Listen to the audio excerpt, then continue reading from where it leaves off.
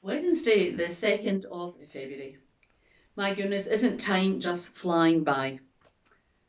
So, normally at Christmas, we have our Christingle service. And at the Christingle service, we, as the Kirk session, pick two charities for the retiring offering to go to. Sadly, of course, last Christmas, the Christingle was cancelled yet again. But we had already picked the two charities for the money to go to. And those two charities were the Merton Trust, which includes the Merton Farm, the Merton Tea Room and the Merton Land and Education Centre, and also the Strathmore Rugby Community Trust. That was the other one that we had picked. Because we normally pick charities that involve children, youths or families, because the Christingle service normally has lots of families at it. So, because the Christingle was cancelled, there was no retiring offering or collection. So Bob Kidd, one of our members, came up with an idea during Christmas and New Year, and he built a Ferris wheel made of Meccano. And the Ferris wheel was based on the one that was at Dundee not that long ago. And yeah, so it was mostly used Meccano that he used, previously ones that he had, and bought some off of eBay, bits and pieces. And he decided to have the competition in the church and in the church shop, stating, guess how many pieces were in the Ferris wheel. And it was 50p a go. Great idea, Bob. Absolutely super. And it was amazing because it got people talking in church, and certainly in the shop, people were standing at the window trying to guess or count how many pieces and the same, and it brought some people in. So it was a good talking point. So all in all, it raised £260, which was a fantastic effort. For 50p a guess, that was terrific. So well done, Bob, in that.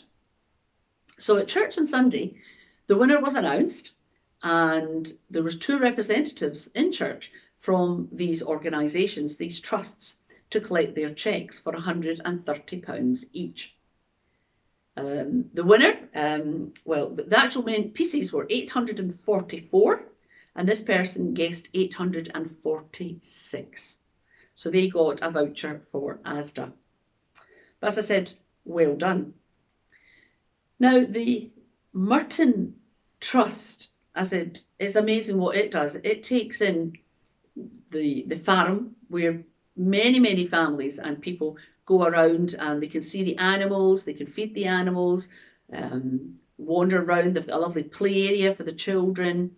It's absolutely tremendous. And they've got a great tea room as well. And lots of people just drive out for their afternoon or their morning tea or coffee and a wee piece of cake. So it's good. And then they have the nature reserve as well. So there's a lot going on, and they do a lot in the community with work experience and things like that, and educational purposes. So it's not just about going out to have a look at the animals. They do so much more. So they do a great job in our community.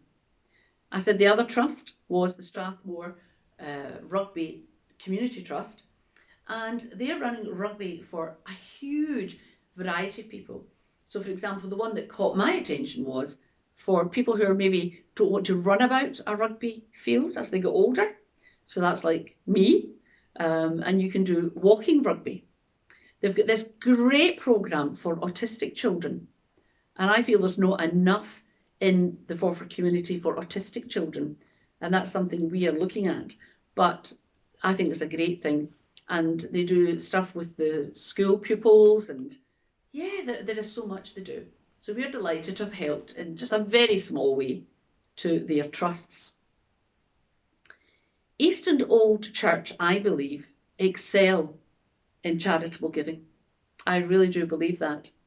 We give money, quite a considerable amount each year, to various other charities and organisations.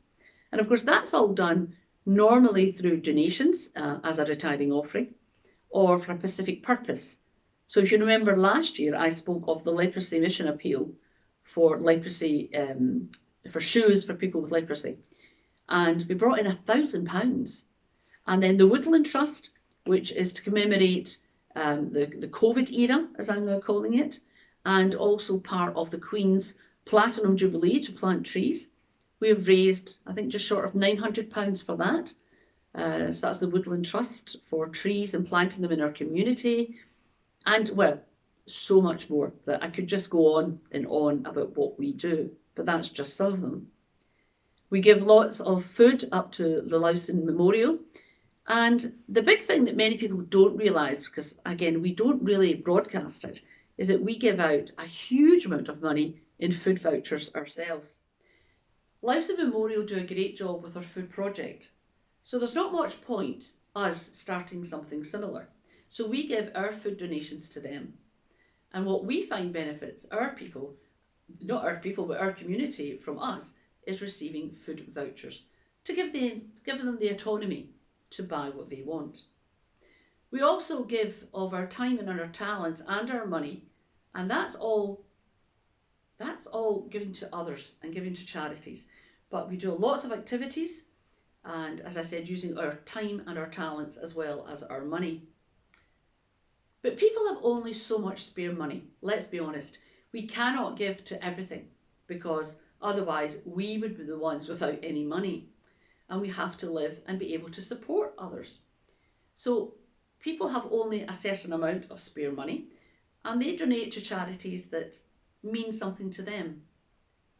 But as I said, in East and Old, they go over and above that and also donate to other charities that they hear about and feel would benefit from just a few extra pounds over and above what they normally give.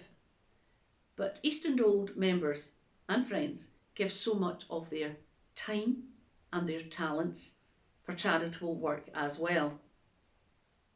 Now, I know for a fact many of the men in our church, especially the men that are sort of a joinery trade, they have done so much good work for other people in our community because something's gone wrong or something needs done, and they'll go and people want to give them a donation, and then they hand that donation into our church or to put towards something else that we are doing. So that's giving of their time and their talents for charitable giving as well. And that's only a scratch of the surface of what we do. So whether you're a person of faith or not, being charitable is something that we can all do. It could be visiting someone, telephoning them, how are you doing? Doing an odd job for them. To that end, our worship team had just met on Sunday past, and from today onwards, I've asked our worship team to use their talents and their time. So we have now changed the Wednesday reflection as of this week, so that each week it's now going to be done on a rota basis. And each member of the worship team, including myself, I'm on that rota, will be doing the Wednesday services. So next Wednesday, it will be somebody different from me. And it's just their take on life at the moment. I really like using the talents of our people in the church and their giving of it of their own free will, which is charitable in itself.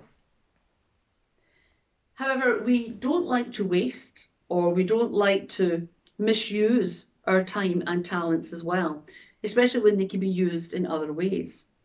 So to that end, as of this Sunday coming, that will be our last Sunday service online. So I will do a service this Sunday online as normal, but that will be the last one that we're going to be doing unless there's another lockdown. Because people can now come back to church, and yeah, they're out and about generally.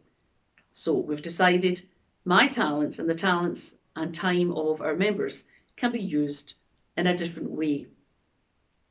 So I want you to have a great week ahead if you can.